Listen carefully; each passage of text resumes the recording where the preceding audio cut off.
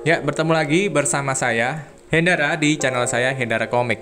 Kali ini mau bahas cepet aja, nggak usah lama-lama bacotnya.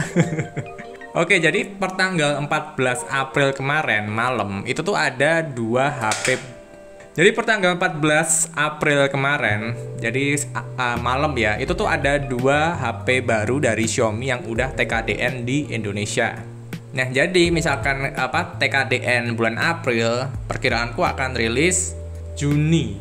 Juni atau Juli ini udah akan rilis. Nah, apa aja sih HP-nya sih? Nah, pertama akan aku bahas tentang merek dan tipenya ya. Ini sama-sama mereknya Xiaomi. Dan yang menarik di sini adalah nomornya. Nomor serinya itu mirip banget, cuma beda satu huruf aja. Yang pertama, M2103K1G. Nah, yang kedua, M2103K19PG. Nah, jadi ada P dan ada G. Tulisannya 4G LTE semua dengan nilai kandungan TKDN 30-60%. Nah, HP apakah ini?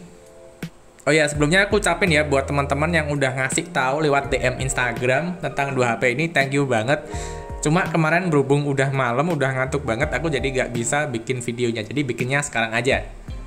Langsung aja ke pembahasan HP-nya. Kita next ke gambar berikutnya. Salah remote coy. Ini remote-nya Samsung, bukan LG. Nah, singkatnya ya, kedua handphone yang masuk ke Indonesia ini tuh mirip tapi beda. Ini ya singkatnya ya. Ini adalah Redmi Note 10 varian 5G dan yang tidak terduga adalah Poco M3 Pro.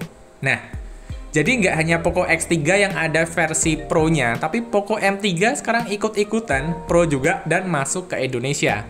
Singkatnya, handphone ini tuh 5G.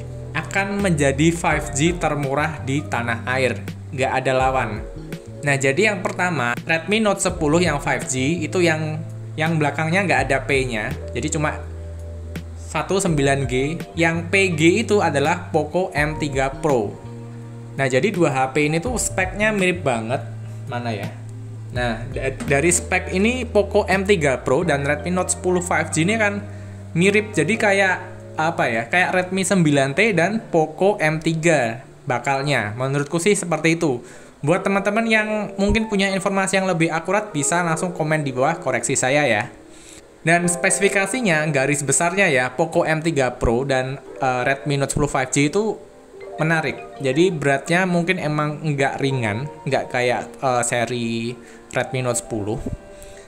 Dia beratnya ada di 209 gram dengan bodi depan dan belakang ini Gorilla Glass 5. Framenya plastik. Terus bisa kamu isi dengan dual SIM. Layarnya 6,5 inch, jadi nggak terlalu gede, nggak terlalu kayak Poco X3 Pro.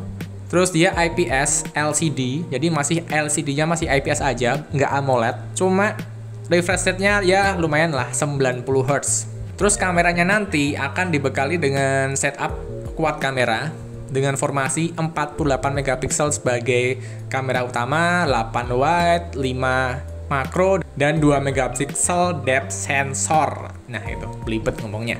Terus dia juga bisa ngerekam hingga 4K 30 fps. Dan ini dibekali dengan Dimensity MediaTek 700U. Ada U-nya nggak ya? Biasanya ada U-nya, jadi otomatis 5G. Dan dia memakai Adreno 618 sebagai GPU-nya. Baterai 5000 mAh dengan charger 18 watt, Android 11, MIUI 12.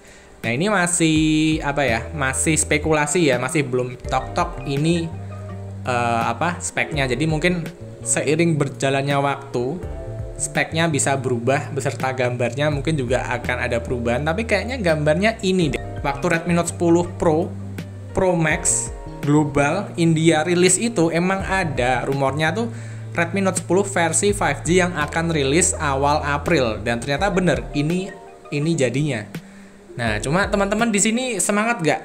Soalnya di sini layarnya IPS loh. Kita udah di Nina bobokkan dengan layar AMOLED dari Redmi Note 10 dan Redmi Note 10 Pro, terus sekarang dikasih IPS lagi. Nah mungkin buat beberapa orang, saya nggak apa-apa bang, IPS bang, yang penting nggak burn in aja, capek saya AMOLED burn in. Akan ada orang-orang kayak gitu. Nah kalau dilihat dari segi performa ya, Dimensity 700 ini tuh kayak gimana sih? Kita kasarnya ya, Dimensity 700 Antutu. Nah di sini Dimensity 700 itu tuh berada dimusuhkan dengan Snapdragon 765. Dan Snapdragon 765G ini slightly lebih unggul daripada Dimensity 700. Dan kalau kalian tahu Antutu skornya versi 8 itu ada di angka 309K untuk yang Snapdragon 765, dan untuk yang MediaTek Dimensity 700 ini berada di 281K untuk Antutu versi 8. Dan keuntungannya MediaTek Dimensity 700 ini daripada Snapdragon 765 ini yang ada di internet ya. Itu dia memiliki higher GPU frekuensi sekitar 27% dan lebih mudah 11 bulan daripada Qualcomm. Jadi ini terbilang chipset MediaTek yang masih baru. Udah 5G dan tentunya akan mengisi pasar murah di Indonesia. Buat yang merasa ada omongan saya yang salah, bisa koreksi di kolom komentar ya.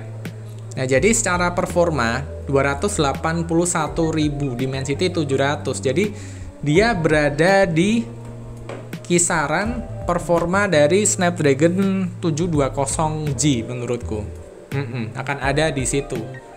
Jadi kalian akan dikasih opsi HP 5G murah, performanya juga nggak malu-maluin, masih bisa dipakai dengan enak banget. Berapa fabrikasinya? Berapa nanometer ya? Kayaknya 7 nanometer deh. Nah ini untuk harga aku sih belum tahu ya berapa ya. Cuma kalau udah ada kata-kata Poco M3 Pro, berarti harganya di atas Poco M3 dan di bawah Poco X3 Pro. Iya nggak sih? Tapi ini udah 5G, yang Poco X3 Pro belum 5G. Dan tadi kira-kiranya akan masuk setelah antara bulan Juni atau Juli. Menurutku pribadi, karena biasanya kan kalau TKDN kan 2 bulan. Nah kalau Juni itu hitungannya, kemarin itu Mi 11 Ultra dan Mi 11 Lite.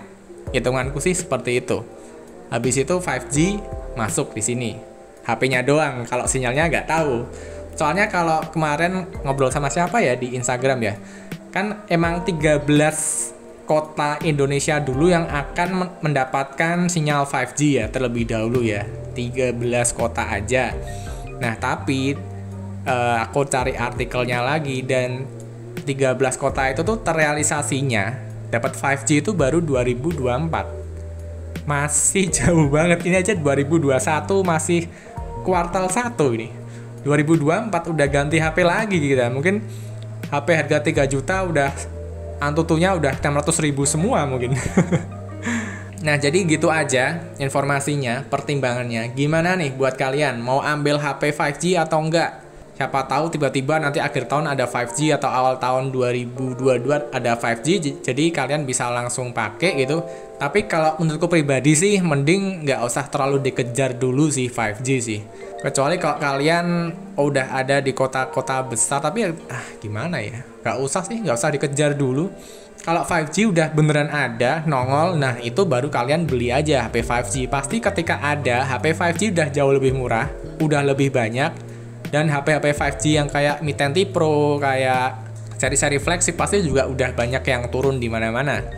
Jadi udah bukan barang mewah lagi 5G ya. Ya emang gini deh, Indonesia selalu ketinggalan kalau masalah teknologi. Jadi sekian aja ngebacotnya tentang dua HP baru yang masuk TKDN Indonesia, yaitu Redmi Note 10 5G dan Poco M3 Pro. Nah menurut kalian gimana nih? Asik gak kedua handphone ini? Patut ditunggu gak? Atau kalian ambil handphone yang akan rilis atau udah rilis sekarang ini? Komen di bawah ya. Terima kasih yang udah nonton bacotan saya dari awal sampai akhir, dan sampai bertemu di video berikutnya. Ada yang sadar ini beda apa?